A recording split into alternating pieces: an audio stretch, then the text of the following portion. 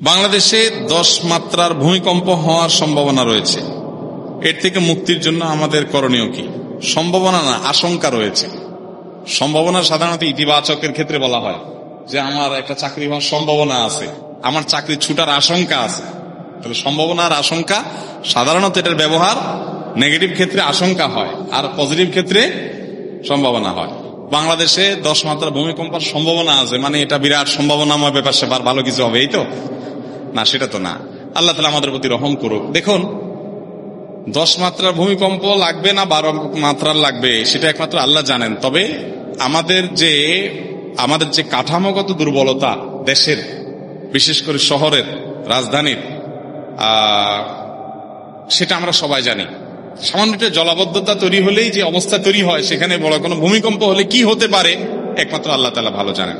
এই জন্য আমাদের কর্তা ব্যক্তিদের উচিত আমাদের অবকাঠামোগত উন্নতির ব্যাপারে আরো নজর দেওয়া।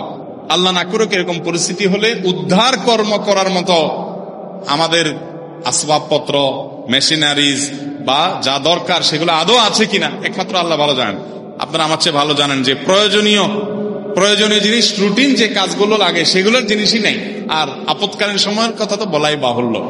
আমরা অনেক অপ্রয়োজনীয় খাতে লক্ষ লক্ষ কোটি কোটি টাকা নষ্ট করি। যত তোরণ নির্মাণের টাকা এদেশে খরচ করা হয় যারা যখন ক্ষমতায় আসে, তোরণ আছে না, ওই যে গেট, একজন নেতা একদিকে যাবে 50টা 100টা গেট নির্মাণ হয়। কিরে বাবা, এই গেটের তো টাকা খরচ হয়তো নাকি, কোটি কোটি টাকা যে খরচ হচ্ছে, এখান থেকে প্রাপ্তিটা কি? এই গেটগুলোতে আবার একদিন পরে ভেঙে ফেলা হবে, তাই না? এরকম শুধু তোরণ নির্মাণ না, হাজারো আইটেম আছে এই সমাজে যেগুলো লক্ষ লক্ষ কোটি কোটি টাকা নষ্ট করার জন্য যথেষ্ট হয়ে যায়। অথচ এই টাকাগুলো দিয়ে আপৎকালীন সমস্যা দূর করার জন্য আগে থেকে আগাম ব্যবস্থাপনা, প্রস্তুতিমূলক ব্যবস্থাপনা আমাদের থাকতে পারত।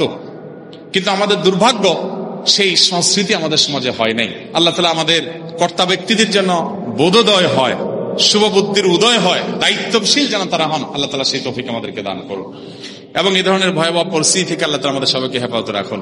আমরা যার যার জায়গা থেকে নিজে সতর্ক থাকবো, সচেষ্ট থাকবো। আর আল্লাহ না করেন এরকম কোন পরিস্থিতি হলে স্বার্থপরের পরিচয় না দিয়ে নিজের জীবনের পাশাপাশি আশপাশের মানসিক কল্যাণটা খেয়াল করার চেষ্টা করব। আমরা যখন ঘরবাড়ি বানাবো বিল্ডিং কোড মেনে এবং প্রচলিত যে সমস্ত নিয়ম নীতি আছে সেগুলো মেনে করব, যাতে করে অন্যের বিপদের কারণ না হয়।